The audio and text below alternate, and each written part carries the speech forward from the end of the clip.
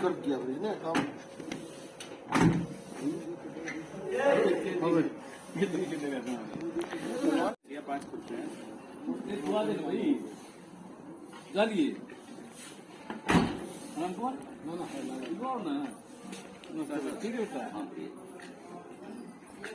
नमस्कार, मैं हूं रोहित लामसर और आप देख रहे हैं एवीआई न्यूज इंडिया। करनाल जिले के गांव श्यामगढ़ में बैंक मैनेजर को, जो तरावड़ी पंजाब नेशनल बैंक के मैनेजर हैं, उन्हें बंधक बनाए जाने का मामला सामने आया।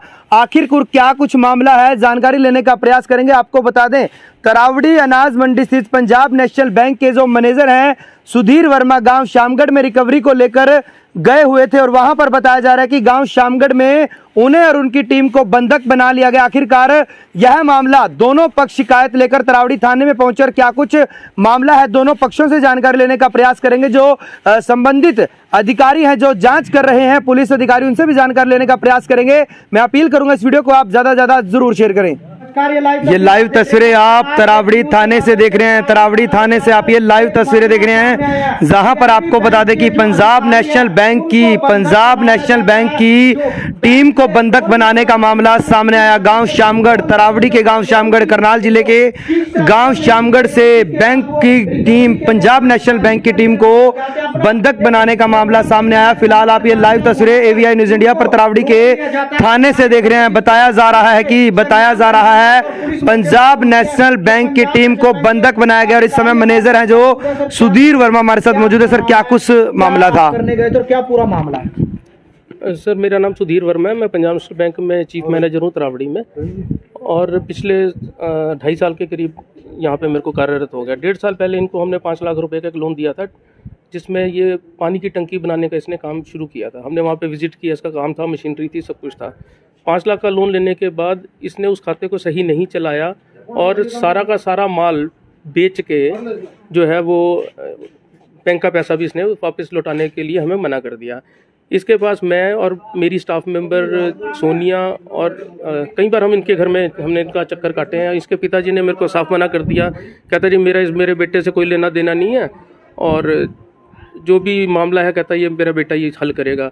उसके बाद हमने इनको भी रिक्वेस्ट की अशोक को कि अशोक जी जो भी पैसा है वो तो देना ही है, पब्लिक का पैसा है, मेरा पैसा तो है नहीं कि भी जो मर्जी तुम कर लो। मैंने कहा पब्लिक का पैसा भी है, पैसा हमारे को जो है लौटा दो।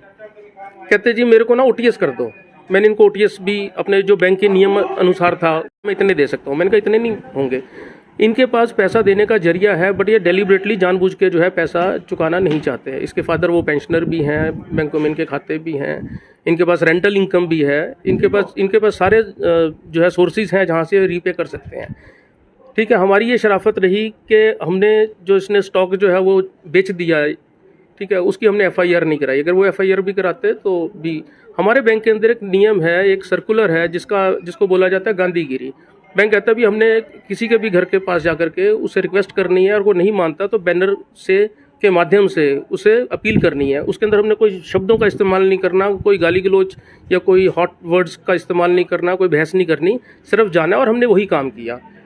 इन बिटवीन क्या हुआ, इनके कोई सो कॉल्ड चाचा जी हैं वो बीच में आगे कहते हैं जी, और ये खुद भी अशोक भी कहते अब तुम आ तो गए, अब जाके दिखाना हमारे को। इन्होंने हमारे आगे मोटरसाइकिल, पीछे पानी की टंकी वंकी ये सब ऐसे लगा करके हमारे को जो है सॉर्ट ऑफ बंधक बना लिया। और हमें बड़ा मतलब महसूस हुआ कि हम इतने मुअज्जर, मेरा पूरा स्टाफ था, उसमें लेडी स्टाफ भी था, मेरे बाकी ऑफिसर स्टाफ भी थे, मेरा क्लरिकल स्टाफ भी था, मैं खुद भी था।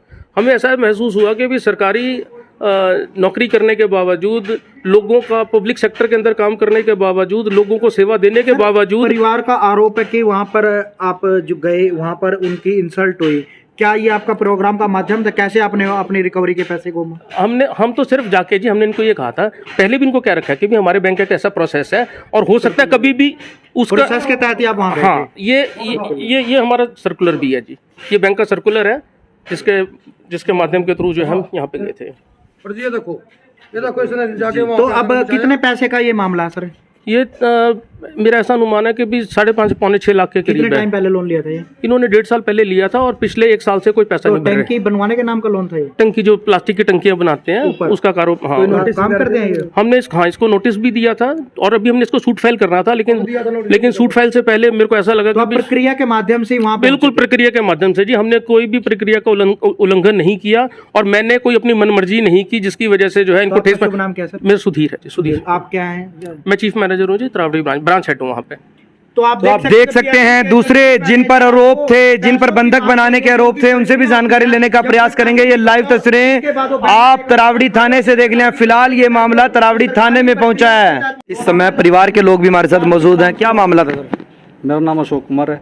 मैंने 2 साल पहले लोन लिया था। कितने लाख का? 5 लाख का। किस चीज के उस पे के आवेज पे लिया था आपने ये लोन? टंकी बनाने की फैक्ट्री है जी, आपकी और टंकी हमारे बनाने टंकी बनाने का नुकसान में चला गया काम, जिसकी वजह से हम लोन नहीं भर पाए। और उसके बाद हमने इनसे रिक्वेस्ट करी कि आप हमारी सेटलमेंट करके इस लोन को ख़त्म कर दिया जाए। इन्होंने हमारे को धमकी दी कि कोई सेटलमेंट नहीं होगी और मैं तुम्हारी बेइज्जती करके गांव में तुम्हारे को इतना बेइज्जती कर दूंगा कि आप लोग पैसा भर के जाओगे बैंक सर में। उसमें बेइज्जती उनका और जो उन्होंने इन्होंने- बताया कि उनका प्रोसेस है, वो वहाँ पे अपना बैनर लेके खड़े हुए थे, जो इनका सरकारी जो पैसा नहीं भरते, उसके बाद प्रोसेस के तहत वो गए थे। इसका प्रोसेस ये होता है कि सर जैसे कोर्ट में आपकी सेटलमेंट हो या नोटिस के थ्रू आपकी काम चलेगा, वो एक लीगल एक्शन के लिए मैंने इनको बोला था कि वो कर दीजिए, पर ये लीगल एक्शन ना करके उनका तो ये कहना है कि भी आपने उनको बंधक बनाया। लोक अदालत में नहीं, आप भी पुलिस को बुला सकते थे, वो आए हैं। आज हमने 112 पे फोन किया, 112 पे हमने फोन किया और इनको कोई बंधक नहीं बनाया गया जी। ये हमारे खिलाफ झूठे एफआईआर कर रहे हैं। हमने इनको 112 पे ये बोला कि ये हमारे को धमका रहे हैं, बेइज्जती कर रहे हैं लेडीज की, ये अंदर बढ़ के घुस रहे हैं, जबरदस्ती कर रहे हैं और हमने गाली गलौज कर रहे हैं जी। तब हमने 112 पे फोन किया और 112 पे फोन करने के बाद हमने बुलाया, वहाँ पे गाँव वाले भी थे जी, सभी थे जी। और दूसरी बात, इनका ये इनके हमने फोटो बना रखी है, ये फोटो आप इनको आपके कैमरे में आ रही हो तो दिखाना सर इनको। ये इस हिसाब से घर के आगे खड़े होके ये अपनी कार्रवाई करते हैं, जो कि अन्य कोई बैंक नहीं कर रहा है, सिर्फ यही कर रहे हैं जी। ना कोई SBI कर रहा है, ना कोई सरकारी बैंक अन्य कर रहा है। हर बैंक का वो नहीं बनाया गया जी। इनको सर हमने बुलाई सर, पहले पुलिस हमने बुलाई जी, 112 पे फोन हमने किया है जी, 112 पे हमने अपनी रिकॉर्डिंग है जी, वो हम SHO साहब के सामने रखेंगे जी। और ये जो इनकी मनमानी है जी, ये इनके जो ज़बरदस्ती ये गाली गलौज का काम है जी, इसके बारे में हम अपना पक्ष रखेंगे और वो चीज़ बताने के, ना कोई हमने बंधक बनाया है और ना आपने शिकायत दे दी है। हम शिकायत देने के लिए आए थे जी, तो इन्होंने बाद में हमारे को डबल क्रॉस करने के लिए बंधक वाली FIR बाद में बता रहे हैं। तो आप देख सकते हैं कि क्या पूरा मामला है। सर अभी ये श्यामगढ़ से दोनों पक्ष मेरे पास थाने में आ गए। अभी इनकी बात सुनेंगे और दरखास्त लेनी होगी तो दरखास्त लेंगे और जो अगली कार्रवाई होगी वो अमल में लाई जाएगी। पैसे का लेन देन है और नोटिस गए हुए इनका, वो कागज सभी मंगा लेंगे और SHO को DSP साहब को फिर बजरिया टेलीफोन सूचित कर देंगे। बंधक बनाने का मामला सामने सर वो अभी पूछेंगे, बैठेंगे, देखेंगे, ऐसे नहीं चलेगा भाई, इनके कहने से थोड़ी होगा।